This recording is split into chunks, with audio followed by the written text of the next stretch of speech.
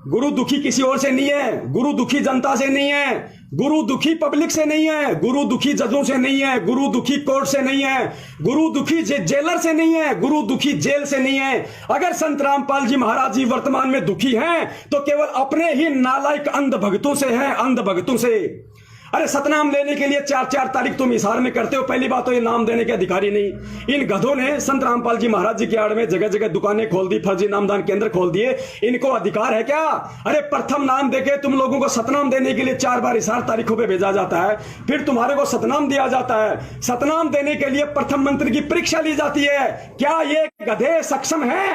क्या ये नालायक वो प्रथम नाम की परीक्षा लेने के लिए सक्षम है?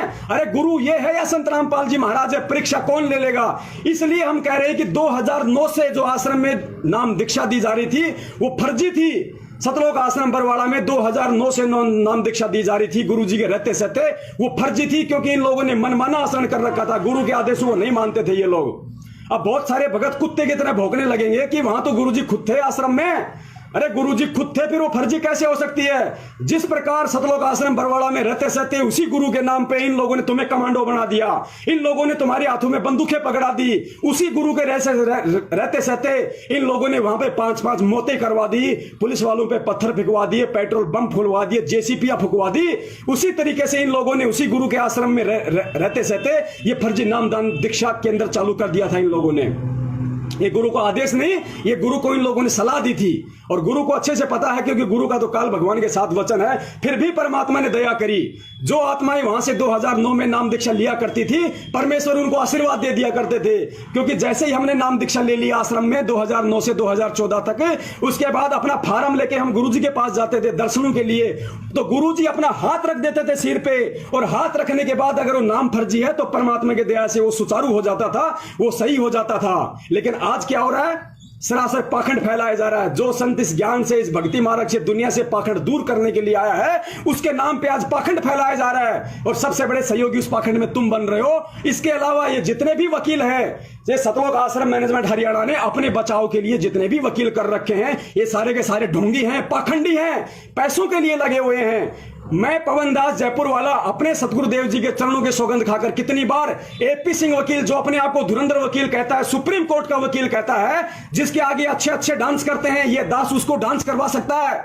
इस दास को परमात्मा ने वो काबिलियत दे रखी है, वो बुद्धि दे रखी है। ये दास आज पूरी दुनिया के सामने एक बार फिर से चैलेंज करता है सतलोक आश्रम मैनेजमेंट हरियाणा के एपी सिंह दिल्ली वाले वकील को, सुप्रीम कोर्ट के अधिवक्ता को, और एस के गर्ग नरवाणा वाले को, जो वर्तमान में देशद्रोह का मुकदमा लड़ रहा है संत रामपाल जी महाराज जी का। मैं उन दोनों वकीलों को चैलेंज करता हूं। यहां पे मुझे मजबूरन चैलेंज करना पड़ रहा है क्योंकि मेरे पास में सबूत है, साक्ष्य हैं। इन दोनों वकीलों ने सतलोक आश्रम मैनेजमेंट के इशारे पे, पैसों के लालच में संत रामपाल जी महाराज जी को उल्टा फंसाया है, ना कि बचाया है।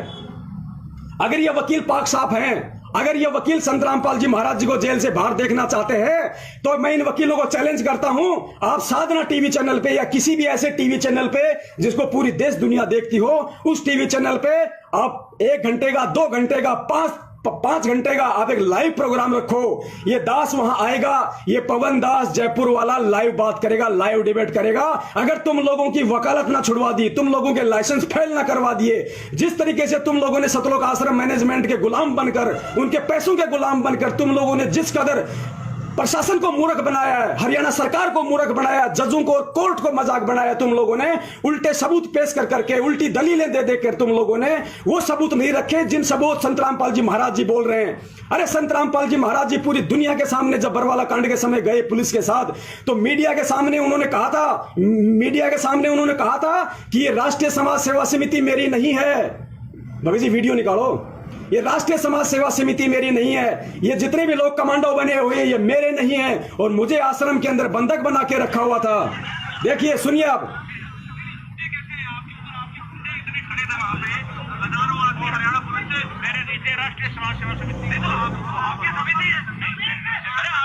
देखा, गुरुजी कह रहे हैं कि समिति मेरी नहीं है। समिति कौन? सतलोक आश्रम मैनेजमेंट हरियाणा, वही गुंडों ने एक समिति बना रखी थी, नाम दे रखा था राष्ट्रीय समाज सेवा समिति। गुंडे सबके सब वो संत रामपाल जी महाराज जी का भाई, उनके बेटा, उनका जवाई, उनके रिश्तेदार, ये स्टेट कोऑर्डिनेटर, यही सारे गुंडे उस राष्ट्रीय समाज सेवा समिति के अंदर थे।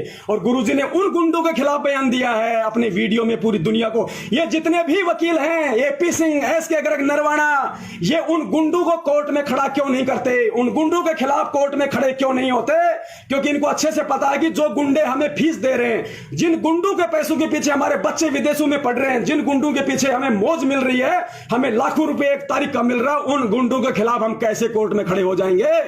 पुण्यात्माओं, ये सबके सब षड्यंत्रकारी हैं, काल के दूत हैं। इनको संत और भक्ति, भगवान, ज्ञान से कोई मतलब नहीं है।